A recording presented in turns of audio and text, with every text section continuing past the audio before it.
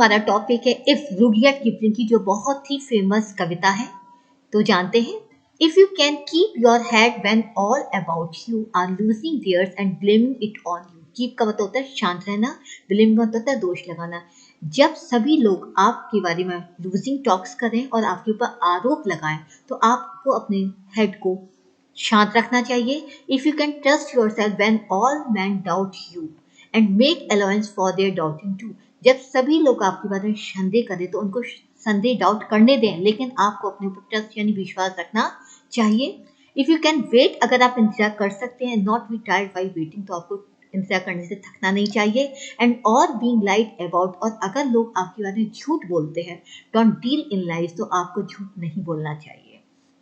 और being hated, अगर आपके ऊपर कोई नफरत करता है, don't give way to hating, तो आपको नफरत नहीं करनी चाहिए। And yet do not look too good not talk too wise, ना तो ज्यादा अच्छा दिखने की कोशिश करनी चाहिए, ना ही ज्यादा बुद्धिमान बनना चाहिए। इफ यू कैन ड्रीम, अगर आप सपने देख सकते हैं, not being dreams of master, तो आपको अपने सपनों को अपने ऊपर हावी नहीं होने देना चाहिए। And you can, if you can think, अगर आप सोच सकते हैं, and not make thoughts your aim, तो आपको अपने विचारों को अपना जिंदगी का लक्ष्य नहीं बनाना चाहिए।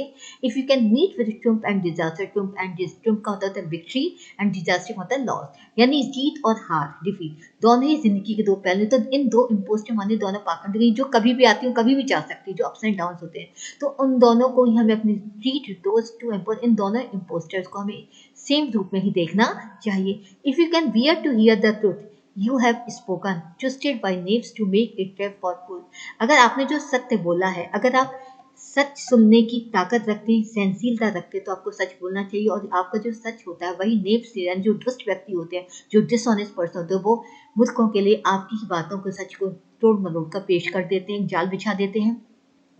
और what's the things you gave your life to, broken, broken माने टूटी हुई, जिसके लिए आपने पूरी जिंदगी दे दी, जिनको बनाने में, अगर उन चीजों को अगर आप टूटा हुआ देखते हैं, स्टुप का मतलब होता है गिरकर, एंड झुककर यानी, एंड बिल्ड देम, तो झुककर आप उनको फिर से बनाए, वन आउटपुट, अपने पुराने घिसे पुटे हथियारों से ही बनाए आप।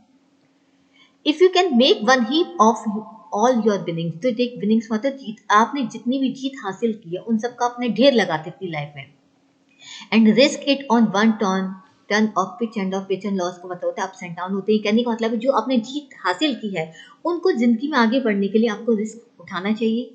एंड लॉस, और अगर आप लॉस कर देते हैं, यानी लॉस सब कुछ हो जाता है, खुद हार जाते हैं, and start again at your beginning, तो आपको फिर से नई शुरुआत करनी चाहिए। And never breathe a word about your loss, तो आपको कभी भी उस लॉस के बाद, उस हानि के बाद एक शब्द भी नहीं बोलना चाहिए।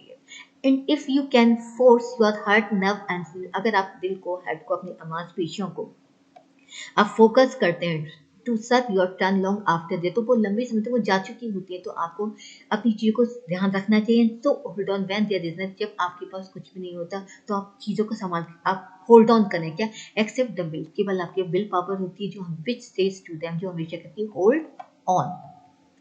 If you can talk with crowd, अगर आप भीड़ के साथ बात करते हैं, एंड कीप योर वर्च्यू, तो आपके अपने गुणों को जो है संभाल के रखना चाहिए, आपके जो गुण है उनको बनाए रखें। एंड वॉक विद किंग, अगर आप राजा के साथ चलते हैं, नो लॉस द कॉमन, तो आप जनसाधारण की जो टच होता है, यानी जो साधारण लोग होते हैं उनको कभी भूलना नहीं चाहिए।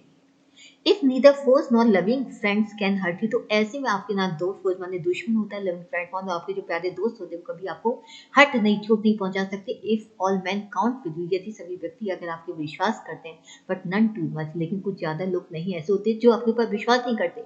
If you can fill the unforgiving minute, ऐसे अगर आप जो कभी फॉरगिव, कभी माफ न करने वाली जो मिनट, अगर आप उनको भर सकते, किसके साथ, अपने 60 सेकंड्स के साथ, बर्थ ऑफ डिस्टेंस, जो बहुत तेजी से आगे बढ़ते चले जाते हैं, तो आपको ऐसी मिनट्स को ऐसी चीजों के साथ भरना चाहिए जो अनफॉरगिव, उनका कोई भूल नहीं सकते। योर्स, यानी आपको समय का सदुपयोग करना चाहिए। योर्स इज द अर्थ, तो पूरी अर्थ मानी पूरी पृथ्वी अगर आपकी हो जाएगी, and everything that is in earth, और पृथ्वी पर जो भी कुछ है वो भी आपका हो जाएगा। एंड विच इज मोर, जो कि बहुत इंपॉर्टेंट होता है, you will be a man my son, मेरे पुत्र तुम उस वक्त क्या बनोगे, एक बहुत ही एक परफेक्ट व्यक्ति बन जाओगे। तो इस पोएम में मुझे बताता है कि किस तरीके से एक परफेक्ट व्यक्ति बना जा सकता है, बना सकते, किस तरीके से जो Rudyard Kipling as a father के रूप में एक नरेटिव को अपने बेटे को एडवाइस देता है, जो कि एक यूनिवर्सल ट्रुथ की एडवाइस है।